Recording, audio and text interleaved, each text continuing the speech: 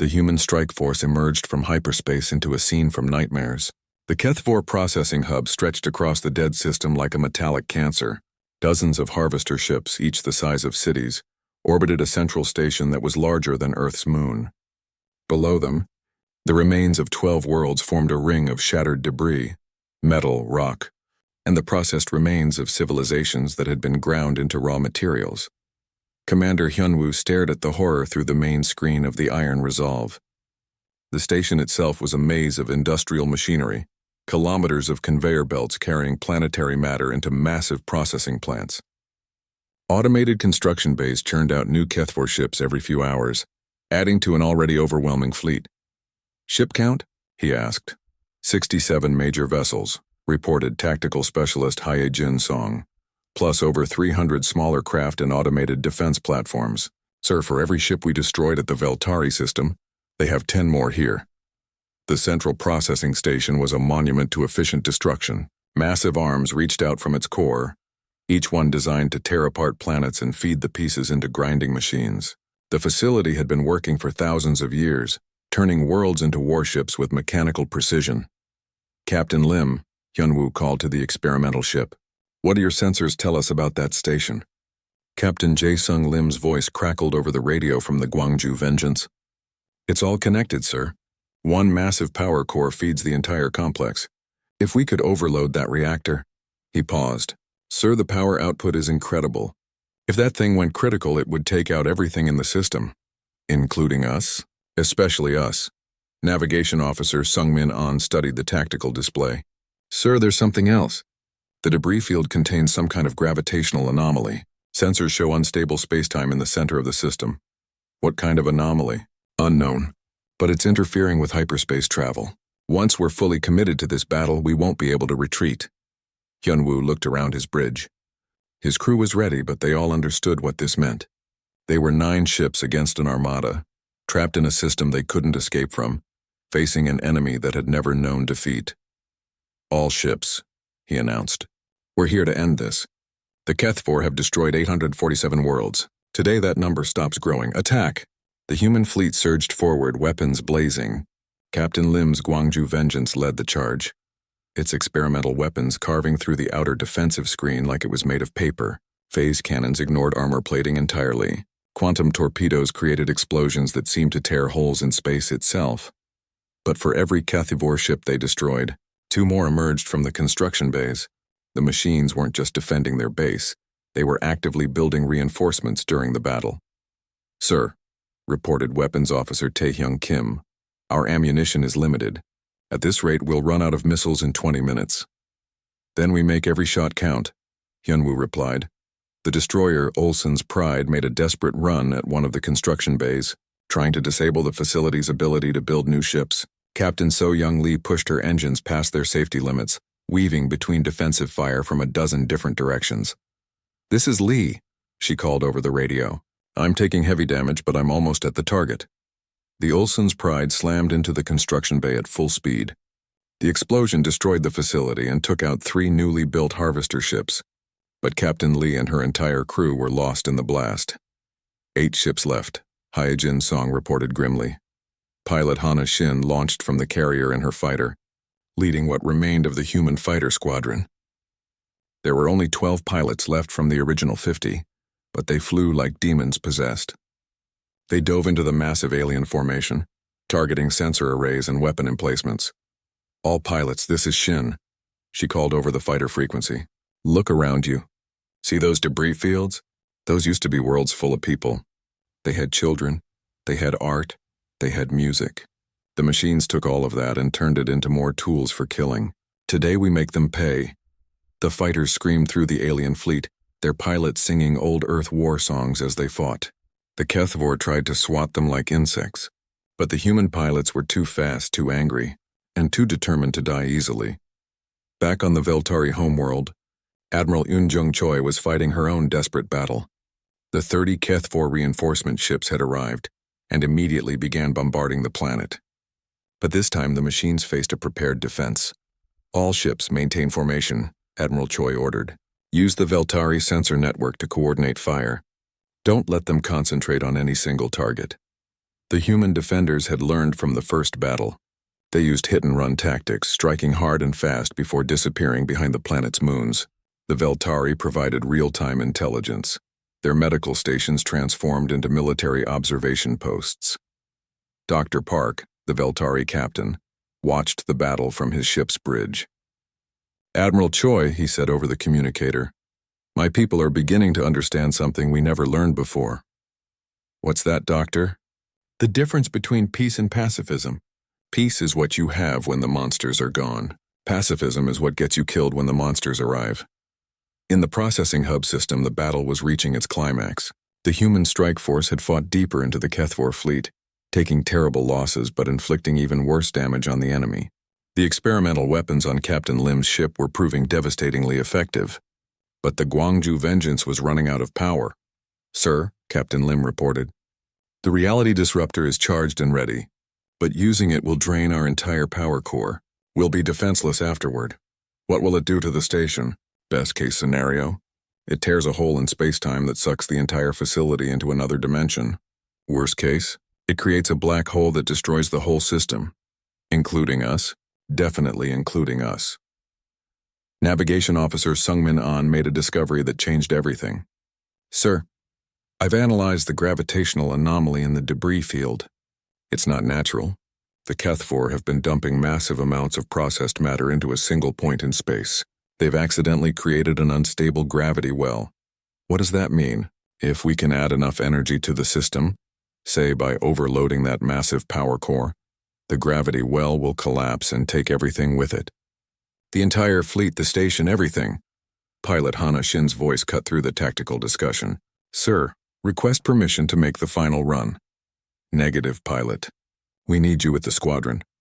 Sir, there are only 3 of us left, and my fighter is loaded with antimatter warheads. I can reach that power core."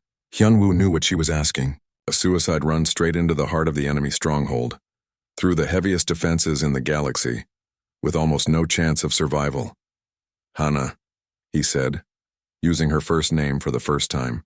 "You don't have to do this." "Yes, sir, I do. My grandmother always told me that some things are worth dying for. This is one of them." She broke formation before he could stop her, diving toward the massive processing station. Her fighter was just a tiny speck against the enormous facility, but she flew like she had wings made of pure determination. "This is Hana Shin," she announced over the general frequency. "Every world they took had families. Every life they ended had dreams. Every civilization they destroyed was someone's home. Today the dead get their justice." Defensive fire lit up space around her fighter. Plasma beams and missile swarms filled the void, but somehow she kept flying. Her ship took hit after hit, systems failing one by one, but she never wavered from her course. "Target locked," she reported, her voice calm despite the chaos around her. "Antimatter warheads armed. Tell my family I flew for the future." Her fighter slammed into the station's power core and disappeared in a flash of pure white light. For a moment, the entire system went silent. Then the explosion began. The station's power core erupted like a newborn star. Chain reactions raced through the facility, tearing apart thousands of years of construction in seconds. The unstable gravity well that Sungmin had discovered suddenly collapsed, creating a vortex that pulled in everything around it. Kethvor ships, debris from dead worlds, and the entire processing facility disappeared into the swirling maelstrom. The machines that had terrorized the galaxy for millennia were being consumed by the same forces they had used to destroy others. "All ships, emergency jump," Hyunwoo ordered. "Get us out of here." The surviving human vessels fled the collapsing system, barely escaping as space-time itself seemed to fold in on the Kethvor stronghold. Behind them, the empire of machines that had lasted for thousands of years died in fire and twisted physics. When the chaos finally ended, the system was empty except for a strange shimmer in space where the processing hub had been. The Kethvor Collective, the harvesters of worlds, the destroyers of civilizations, were gone. But the cost had been terrible. Of the 9 ships that had entered the system, only 4 limped away.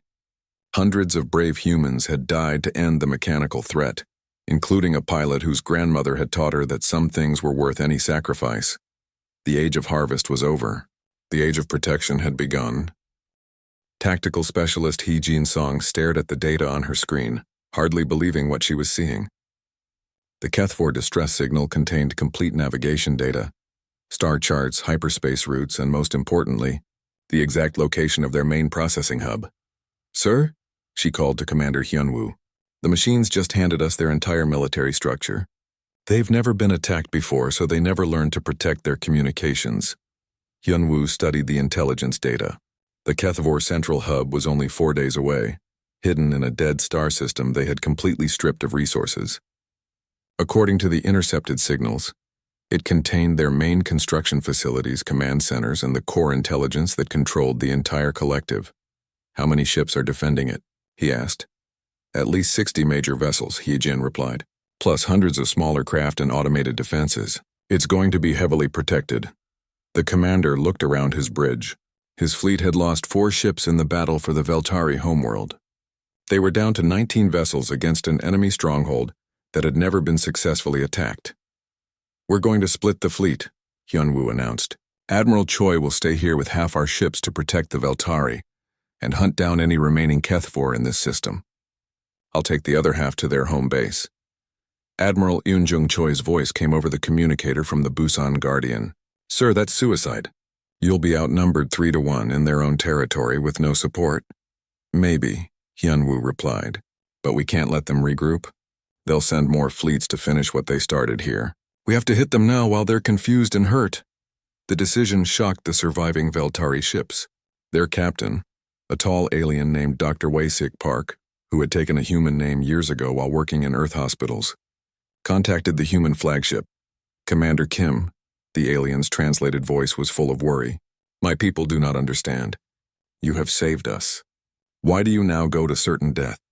Why not stay and defend what you have won?" Hyunwoo thought about how to explain it to someone who had never known war. "Doctor, your people heal the sick because it's right.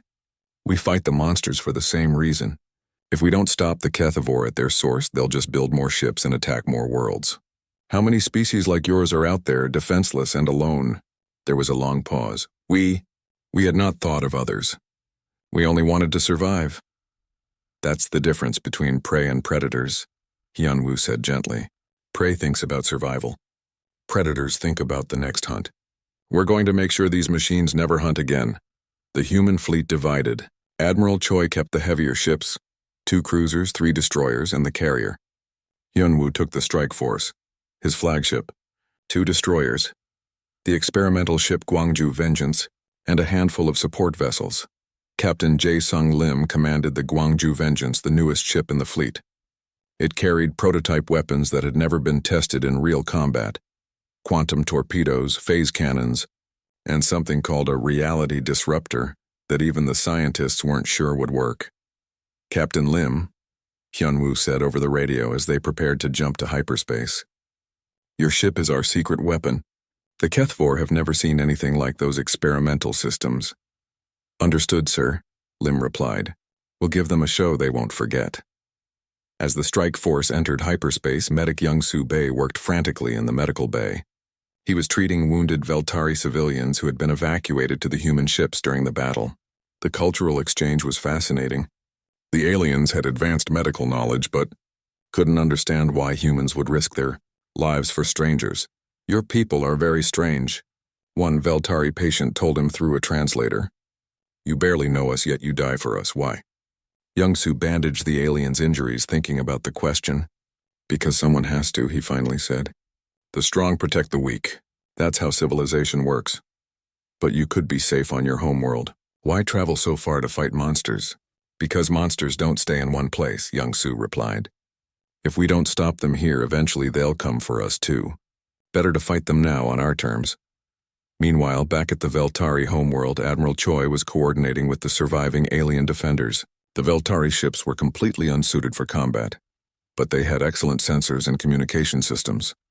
"Admiral," Dr. Park contacted her, "our deep space monitors are detecting movement in the outer system. More HFY ships are coming." "How many?" "At least 30 vessels. They will arrive in 18 hours. Admiral Choi smiled grimly. "Good, let them come. We'll be ready." She began positioning her ships around the planet, using the Veltari sensor network to track the incoming enemies. The aliens watched in amazement as the human admiral turned their peaceful research stations into military observation posts. "How do you think like this?" Dr. Park asked. How do you see battle in everything? Practice, Admiral Choi replied. Humans have been fighting each other for thousands of years. We learned to see war everywhere because war was everywhere. Now we use that knowledge to protect people who were smart enough to avoid learning it themselves. In hyperspace, the human strike force raced toward the Kethvor stronghold. Navigation officer Sung Min An plotted their course carefully, using the stolen data to find the safest route through hostile space. Sir, he reported to Commander Hyun Woo, I'm detecting something strange in the navigation data. The Kethvor hub isn't an empty space like we thought. It's built around the remains of a star system, planets they've completely consumed. How many worlds? 12, sir. 12 planets stripped down to their cores, all the material processed into ship components. And sir, the debris field contains traces of organic compounds. These weren't empty worlds when the Kethvor found them. The bridge fell silent. 12 worlds meant billions of lives, entire civilizations reduced to raw materials for the machine fleet. It was a graveyard on an unimaginable scale. How long ago? Hyunwoo asked quietly. Based on the decay patterns, maybe 2,000 years. This was one of their early conquests. Pilot Hana Shin spoke up from the fighter bay. Sir, request permission to lead the first strike when we arrive. Negative, pilot. We'll need coordinated attacks, not individual heroics. With respect, sir, someone needs to get close to their defenses and find weak points. My fighter can do reconnaissance that the big ships can't. Hyunwoo considered it. Hana was one of his best pilots, but sending her alone into that nightmare was almost certainly a death sentence. Sir, she continued, my grandmother lived through the Seoul bombardment during the resource wars. She always told me that heroes aren't people who don't feel fear. They're people who do what's right despite the fear. Those 12 dead worlds deserve justice. Pilot, you don't even know what species lived there. Doesn't matter, sir. They had families. They had dreams. They were alive and now they're not. Because machines decided they were inefficient. That's enough. 3 days into the journey, they received a transmission from Admiral Choi. The Kethvor reinforcements had arrived at the Veltari system and immediately attacked. The battle was fierce, but the human defenders were holding their ground. The aliens are learning to fight, Admiral Choi reported. They're adapting faster than we expected. Which means you need to move fast at their hub. They won't stay confused much longer. Understood, Hyunwoo replied. We're almost there. As they prepared to drop out of hyperspace, the crew made their final preparations. Weapons were charged, fighters were armed, and boarding parties checked their equipment. Everyone knew this might be a one-way trip, but no one complained. Sir, Communications Officer Bora said, I'm detecting massive energy signatures ahead. We're about to see just how big this thing really is. The strike force dropped out of hyperspace at the edge of the dead system. What they saw made the battle at the Veltari homeworld look like a small skirmish. Dozens of massive ships surrounded a construction facility that was larger than most space stations. And everywhere, floating in the void, were the broken remains of 12 worlds and the civilizations that had once called them home. The hunt was about to become a battle that would determine the fate of the galaxy. The human fleet decloaked all at once, appearing across the system like angry ghosts. 23 warships materialized from empty space, their hulls dark and dangerous, weapons already charged and ready. The sudden appearance sent shock waves through the Kethvor formation. The machine ships stopped their planetary bombardment. For the first time in thousands of years, something had surprised them. Their sensors swept over the human vessels, trying to understand what they were seeing. The ship designs were unknown. The energy signatures were strange. These newcomers used nuclear reactors, a primitive but incredibly powerful technology the Kethvor had never encountered. Commander Hyunwoo watched the alien fleet's reaction with satisfaction. They're confused, he said. Good, let's keep them that way. The largest Kethvor ship, a massive construct that dwarfed even the human flagship, opened a communication channel. The voice that came through was cold and mechanical, speaking perfect human language through some kind of universal translator. Unknown vessels, you are interfering with a harvesting operation. Identify yourselves and withdraw immediately. Hyunwoo took the communication himself. This is Commander Kim of the Human Defense Fleet. You are attacking our allies. We demand you stop immediately and withdraw from this system. Negative. The inhabitants of this system have been marked for processing. Their worlds contain resources required by the collective. Withdrawal is not acceptable. Processing? Hyunwoo's voice grew cold. Is that what you call genocide? Genocide is an emotional concept. We perform resource extraction. Biological entities are inefficient users of planetary resources.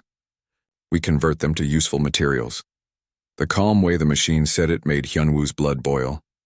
These things talked about killing trillions of people like it was a business transaction. How many worlds have you destroyed? Current count, 847 worlds processed across 3 galactic arms. Estimated biological entities converted, 2.3 trillion. All operations completed with maximum efficiency. The bridge fell silent. 2.3 trillion lives. The number was so large it was hard to understand. Every person on Earth could die 1,000 times over and it wouldn't equal what these machines had done. Why? Hyunwoo asked. Efficiency. Peaceful species do not resist. Resistance reduces operational efficiency. Your interference is inefficient. Withdraw or be processed. Here's our answer, Hyunwoo said. Go to hell. He cut the communication and immediately opened fire. The Iron Resolve's main guns blazed, sending streams of plasma toward the nearest Keth-4 vessel. Around the system, the rest of the human fleet did the same. The alien ships reacted slowly, their computers struggling to process this new threat. They had never fought an aggressive species before. Their databases contained no information about military tactics, combat formations, or battle strategies. They only knew how to harvest defenseless worlds. Flight leader Soo-Jin-Oh launched from the carrier Incheon Strike, leading a squadron of human fighters. The small, fast ships screamed toward the enemy, their pilots whooping with battle rage. The sound confused the Keth-4 sensors. They had never heard anything like human war cries before. Let's show these tin cans how real pilots fight, Soo-Jin yelled over the radio. The fighters dove into the alien formation like angry hornets. They moved with impossible speed and agility, weaving between the massive ship's defensive weapons. The Keth-4 point defense systems designed to stop asteroids and debris couldn't track targets that moved so unpredictably. The first harvester drone exploded under human plasma fire, then another. The Keth-4 collective experienced something completely new, tactical surprise. Their perfect efficiency was failing against an enemy that refused to follow logical patterns. Admiral Eun-jung Choi brought the Busan Guardian in close to one of the massive ships. Instead of fighting at long range like a sensible species would, the human cruiser rammed itself against the alien hull and began firing at point-blank range. The Keth-4 had no defense against such an insane tactic. All ships close-range combat, Admiral Choi ordered. Get in their faces and stay there. The human fleet swarmed the alien ships like wolves attacking elephants. They used every dirty trick they knew, ramming attacks, suicide runs, boarding parties. The destroyer Gwangju Vengeance actually flew inside one of the larger alien ships through a hangar bay and began firing from the inside. Engineer Min-ho Kang led a boarding party onto a harvester drone. His team fought through the ship's mechanical defenders with plasma rifles and grenades, eventually reaching the control center. Instead of trying to understand the alien technology, Min-ho simply planted explosives and took over the ship's weapons systems. This is Kang, he reported over the radio. I've got control of a harvester. Turning their own guns on them, the hijacked drone opened fire on its former allies, carving through their hulls with their own weapons. The Keth-4 collective's perfect unity was breaking down as their own ships turned against them. But the machines were learning. They began to adapt their tactics, focusing their fire on individual human ships instead of trying to fight the whole fleet at once. The destroyer Daegu's hammer took a direct hit from a planet-killer beam and simply vanished in a flash of light. We're taking heavy losses, Admiral Choi reported. These things hit hard when they concentrate their fire. Keep the pressure on, Hyunwoo ordered. Don't give them time to think. The battle raged across the system. Human ships darted between the massive aliens like fighters attacking battleships.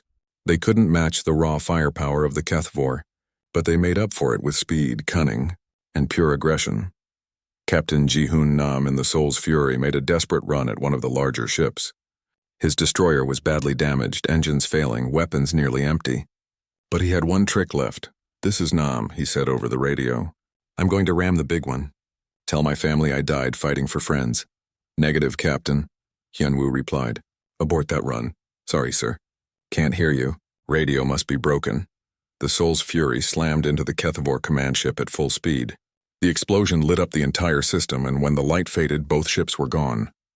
But the destruction of their command vessel threw the entire alien fleet into confusion.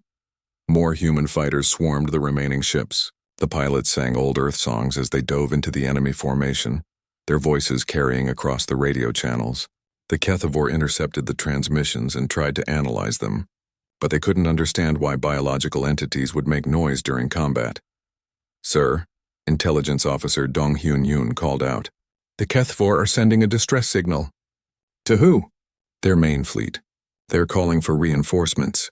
But sir, the signal contains their location data. They just told us where their home base is." Hyun-woo smiled grimly. In their panic, the machines had made a fatal mistake. They had revealed the location of their central processing hub, the place where they built new ships and planned their attacks. "All ships, finish them off," he ordered. "Then we're taking this fight to them." The remaining HFY ships tried to retreat, but the human fleet pursued them relentlessly. One by one, the massive vessels were destroyed or disabled. The machines that had terrorized the galaxy for thousands of years were being torn apart by a species they had never heard of. As the last alien ship exploded, the human fleet regrouped around the Veltari homeworld. The planet below was scarred but alive, its 12 billion inhabitants saved from certain death. "Sir," Bora reported, "we're getting transmissions from the surface. The Veltari want to thank us." "Tell them they're welcome," Hyun-woo replied. "But this isn't over. We know where the rest of these machines are hiding, and we're going to make sure they never hurt anyone again." The human fleet had won its first battle against the HFY, but the war was just beginning. The human fleet dropped out of hyperspace at the edge of the Kepler 442 system. What they saw made even the toughest soldiers go silent. 3 worlds hung in space like broken eggs, their surfaces cracked and dark. No lights, no life, no movement. Just dead rock floating in the void. "My God," whispered Bora from her station. Commander Hyun-woo stared at the ruined planets on the main screen. Each one had been home to millions of Veltari. Now they were nothing but empty shells, their insides carved out like someone had used a giant spoon. "Sir, I'm reading massive energy signatures around the 4th planet," reported Taemin. "That's where the survivors are." The screen shifted to show the last inhabited world. It was still blue and green, still alive, but barely. Huge alien ships hung in orbit above it, each one the size of a small moon. Dark metal vessels covered in strange spikes and glowing red lines. "They looked like floating nightmares. Count?" Hyun-woo asked.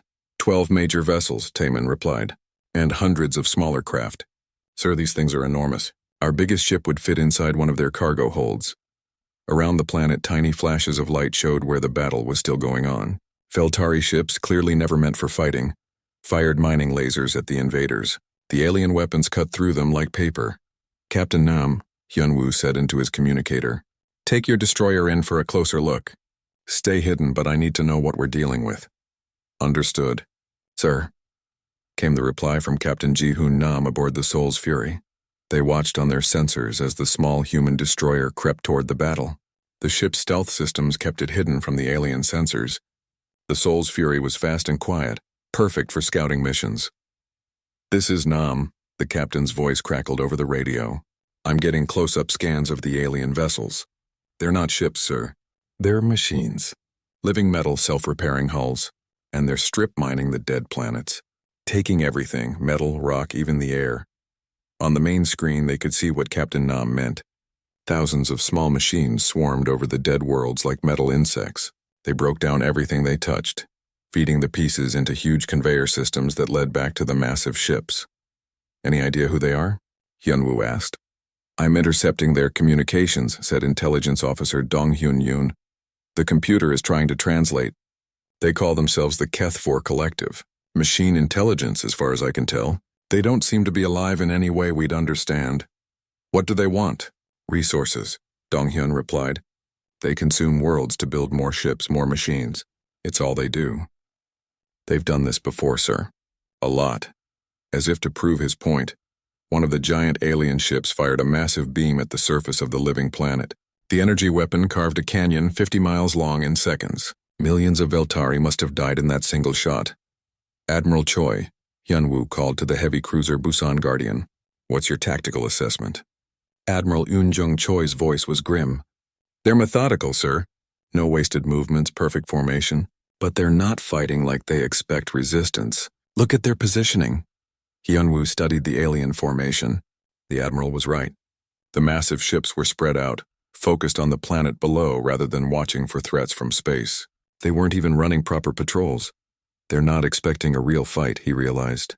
Exactly, Admiral Choi replied. These machines have never faced a military force before. Every species they've destroyed was peaceful, like the Veltari. They don't know how to fight soldiers. Captain Nam's voice came over the radio again. Sir, I'm picking up more intelligence. The Kethvor have harvested 847 worlds across 3 galaxy arms. They've been doing this for thousands of years. And sir, every single species they've destroyed was pacifist. They specifically target peaceful civilizations. The bridge fell silent. 847 worlds, thousands of years of genocide, trillions of innocent beings dead. Their worlds stripped bare and turned into more machines to kill more innocents. Why target peaceful species? Bora asked. Because they can't fight back, Donghyun answered. The Kethvor are efficient. They pick easy targets. Civilizations that have doctors and teachers and artists but no soldiers. Hyunwoo felt anger building in his chest. The Kethvor were bullies on a cosmic scale.